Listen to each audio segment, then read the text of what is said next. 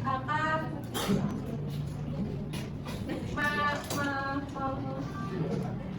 melakukan ceramah. Assalamualaikum warahmatullahi wabarakatuh. Waalaikumsalam warahmatullahi wabarakatuh. Pertama kita panjatkan bersyukur kepada Allah Subhanahu wa taala yang telah melimpahkan naskah hidayahnya sehingga kita dapat berkumpul pada acara ceramah pada hari ini. Dan tema ceramah kita pada hari ini adalah keutamaan puasa di bulan Ramadan yang akan disampaikan oleh Ustaz Anan dan Ustazah Muhammad Humud. Sebelum kita mulai, mari kita bacakan bismillah bersama-sama. Bismillahirrahmanirrahim. Selanjutnya mari kita mendengarkan ceramah yang akan disampaikan oleh Ustaz Anan dan Ustazah Humud. Kepada beliau kami persilakan. Assalamualaikum warahmatullahi wabarakatuh. Waalaikumsalam warahmatullahi wabarakatuh. Yang terhormat Ibu Dina Yanti, selaku dosen mata kuliah Imam Bahasa Indonesia. Yang saya hormati hadirin yang sudah datang hari ini. Pertama-tama, marilah kita panjatkan puji dan syukur kehadirat Allah Subhanahu wa taala yang telah memberikan kita kesempatan untuk bertemu di tempat ini dalam keadaan sehat walafiat. Jangan lupa salam kita santurkan kepada Nabi Muhammad SAW yang telah membawa kita dari masa kegelapan menuju masa yang penuh ilmu pengetahuan. Hadirin yang dirahmati Allah Subhanahu wa taala, sebelum saya melanjutkan ke materi, izinkan saya memberikan sedikit pantun. Pergi ke pantai mencari kerang di perjalanan yang sangat terakhir. Saya ucapkan selamat datang kepada seluruh calon penghuni surga. Hadirin yang dirahmati Allah Subhanahu wa taala, hari ini kita dipertemukan dengan bulan yang penuh keberkahan, bulan suci Ramadan. Di mana di bulan Ramadan segala perbuatan baik kita mendapatkan pahala yang insya Allah berlipat ganda.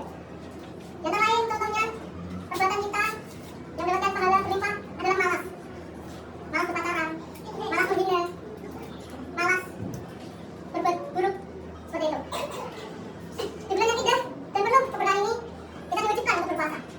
Puasa itu sendiri adalah sebagai penghubung antara hamba kepada Rabbnya.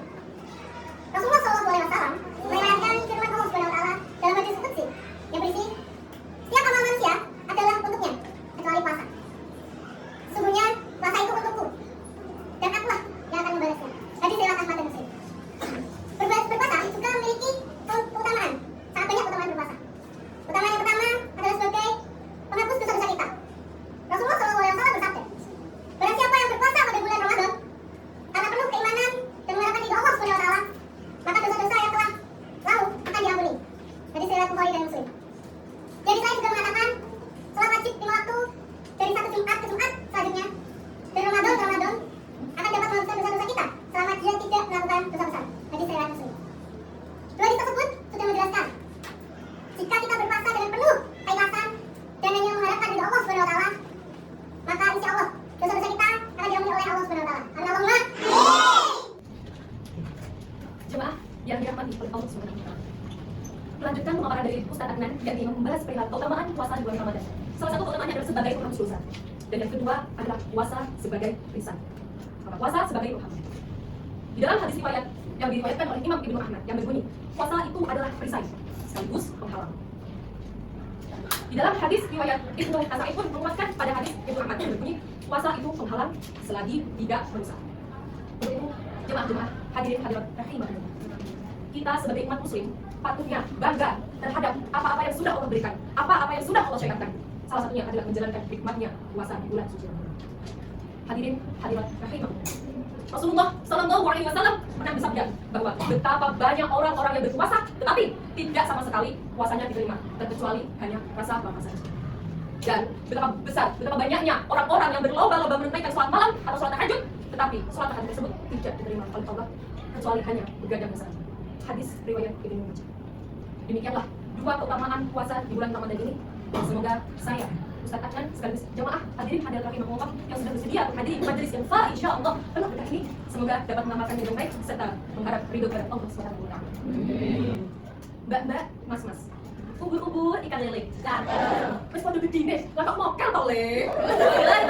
Assalamualaikum warahmatullahi wabarakatuh. Waalaikumsalam warahmatullahi wabarakatuh. Terima kasih untuk Ustaz Ahmad dan Ustazah Humud. Selanjutnya kita akan membaca sesi tanya jawab. Sekarang siapa yang ingin bertanya? Oke, Mbak yang ini ya, saya tanya. Assalamualaikum Ustaz. Saya ingin bertanya, apa yang membuat puasa menjadi istimewa dibandingkan dengan ibadah lainnya? Baik. Pertama siapa tadi? Bata.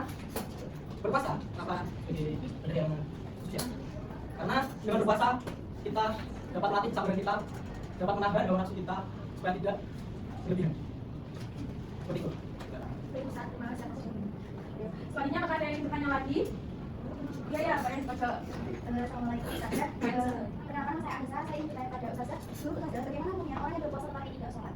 Baik, terima kasih untuk pertanyaan dari Mbak Anissa. Saya akan menjawab. Tadi Mbak Anissa memberikan soal bahwasanya bagaimana hukumnya seorang yang berpuasa tetapi tidak menjalankan sholat. Nah, hukum asalnya adalah puasanya dikatakan sah secara hukum fikih dan tidak wajib untuk mengqadha puasanya. Tetapi ibadah puasa yang dilakukan di dalam bulan Ramadan ini tidak mendapatkan sama sekali nilai di hadapan Allah dan juga tidak sama sekali mendapatkan pahala. Ada orang-orang yang meninggalkan sholat tetapi dia tetap menjalankan puasa di bulan Ramadan, itu dikatakan dengan mukbilah. Nah, mukbilah itu apa? Mukbilah merupakan salah satu julukan bagi orang-orang yang merusak pahala daripada amalan puasa itu sendiri. Meskipun puasa tersebut tetap bernilai sah. Itu Mbak. Terima kasih. Oke. Selanjutnya yang ingin bertanya lagi. Ya Mbak ya selanjutnya. Assalamualaikum Ustazah. Waalaikumsalam. Perkenalkan nama saya Salma. Menurut Ustazah, kapan waktu yang tepat untuk melakukan niat puasa? Apakah saat sudah tarawih atau saat kita sahur? Dari Mbak siapa ya? Salma. Mbak Salma. Oke. Saya akan menjawab pertanyaan dari Mbak Salma. Soalnya adalah sebenarnya mana yang benar antara melakukan niat setelah sholat tarawih atau saat kita sudah sahur?